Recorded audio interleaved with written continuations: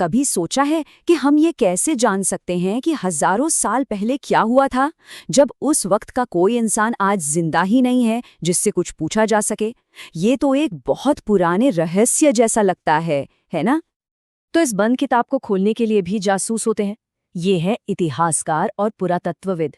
ये अतीत के जासूस हैं जो बिखरे हुए सुरागों को जोड़कर इतिहास की पूरी तस्वीर हमारे सामने रखते हैं।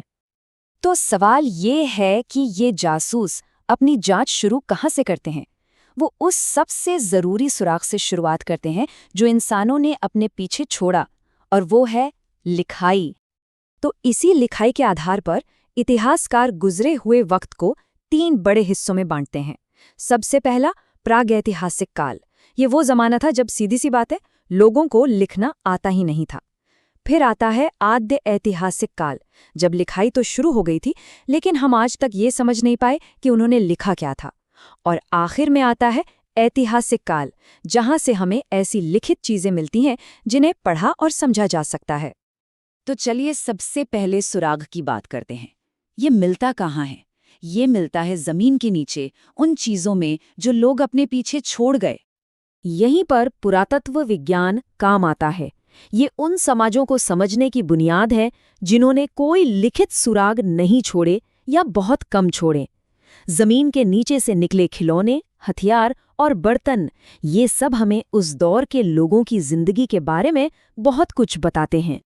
और कभी-कभी तो सुराग बहुत विशाल पत्थरों पर लिखे मिलते हैं। मतलब ये सिर्फ चट्टानें नहीं हैं। शिलालेख और स्तंभ लेख उस समय की पब्लिक अनाउंसमेंट की तरह थे, जिन्हें हमेशा के लिए बनाया गया था। जैसे कि सम्राट अशोक ने अपने फरमानों को पूरे साम्राज्य में पत्थरों पर खुदवा दिया था। सुनने में शायद अजीब लगे, पर यह सच है। सिक्कों का अध्ययन, जिसे हम मुद्रा शास्त्र कहते हैं, इतिहास को जानने का एक बहुत ही दमदार जरिया है। जरा सोचिए, एक छोटे से सिक्के से क्या क्या पता चल सकता है। उस पर राजा का नाम होता है, उसकी बनावट से उस जमाने की कला का पता चलता है, और वो किस धातु का बना है, इससे आर्थिक हालत का अंदाजा लगता है।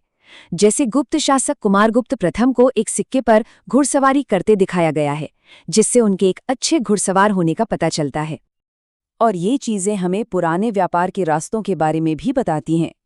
इसका एक बहुत ही कमाल का उदाहरण है, जब हड़प्पा की मोहरें हजारों किलोमीटर दूर मेसोपोटामिया में मिली, तो इसने एक झटके में साबित कर दिया कि इन 2 महान सभ्यताओं के बीच व्यापार होता था। अब फिजिकल सुरागों से आगे बढ़ते हैं और एक दूसरे खजाने की ओर चलते हैं, और वो हैं लिखे हुए शब्द। चलिए सीधे अतीत के लोगों की आवाज़ सुनते हैं, उन चीज़ों से जो उन्होंने खुद लिखी थीं। जब लोगों ने लिखना शुरू किया, तब उनके पास कागज़ तो था नहीं, तो वे लिखते थे ताड़ के पत्तों पर, या पेड़ों की छाल पर, या फिर तांबे की पतली चादरों जैसी टिकाऊ चीज़ों पर। इन लिखित सबूतों को हम मोटे तौर पर 3 हिस्सों में देख सकते हैं। एक है धार्मिक ग्रंथ, जैसे कि वेद और रामायण।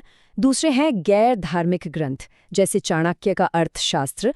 और तीसरे हैं उन विदेशी यात्रियों के लिखे हुए यात्रा वृत्तांत जो यहाँ आए थे, जैसे मेगास्थनीज की इंडिका। कभी कभी तो एक अकेली किताब ही पूरे युग की तस्वीर साफ कर देती है। चाणक्य का अर्थशास्त्र सिर्फ एक किताब नहीं, बल्कि मौर्य समाज का पूरा ब्लूप्रिंट है। ये हमें उनकी राजनीति, अर्थव्यवस्था और सामाजिक जीवन के बारे में सब कुछ बताता है। ठीक है, तो जासूसों के पास सुराग तो आ गए, लेकिन अब अगला बड़ा सवाल ये है कि इन्हें सही क्रम में कैसे रखा जाए। कैसे पता चले कि कौन सी घटना पहले हुई और कौन सी बाद में? इसका जवाब ना पुरातत्व की खुदाई के एक बहुत ही बेसिक और लॉजिकल नियम में छिपा है। इसे स्तरीकरण कहते हैं। इसे ऐसे समझिए, लोग एक ही जगह पर रह रहे हैं, घर टूटते हैं और वो उसी मलबे के ऊपर नया घर बना लेते हैं। सदियों तक ऐसा होने से वो जगह एक टीले जैसी बन जाती है। तो जाहिर है, जब इस टीले की खुदाई होती है तो जो चीज़ सबसे नीचे मिलती है वो सबसे पुरानी होती है, और जो सबसे ऊपर मिलती है वो सबसे नई। और दुनिया भर की घटनाओं को एक ही टाइमलाइन पर रखने के लिए इतिहासकार ईसा पूर्व यानी BCE और ईसवी यानी CE सिस्टम का इस्तेमाल करते हैं। ईसा मसीह के जन्म से पहले के समय को ईसा पूर्व में पीछे की तरफ गिना जाता है, और उनके जन्म के बाद के समय को ईसवी में आगे की तरफ। तो अब जब हमने ये सारे जासूसी के तरीके देख लिए हैं, तो एक आखिरी और सबसे ज़रूरी सवाल उठता है कि हम ये सब करते ही क्यों हैं? इतिहास को खंगालने का असल मकसद क्या है? देखिए, इतिहास सिर्फ बीती हुई घटनाओं के बारे में नहीं है। ये इस बारे में है कि हमारी संस्कृति, हमारा समाज और हम आज जो हैं वो क्यों हैं और यहाँ तक कैसे पहुँचे। सीधी सी बात है, इतिहास हमें हमारी पिछली कामयाबियों और गलतियों दोनों से सीखने का मौका देता है, और यही समझ हमें एक बेहतर आज और कल बनाने में मदद करती है, ताकि हम पुरानी गलतियों को बार बार ना दोहराएं। और ये हमें एक बहुत ही दिलचस्प सवाल के साथ छोड़ जाता है।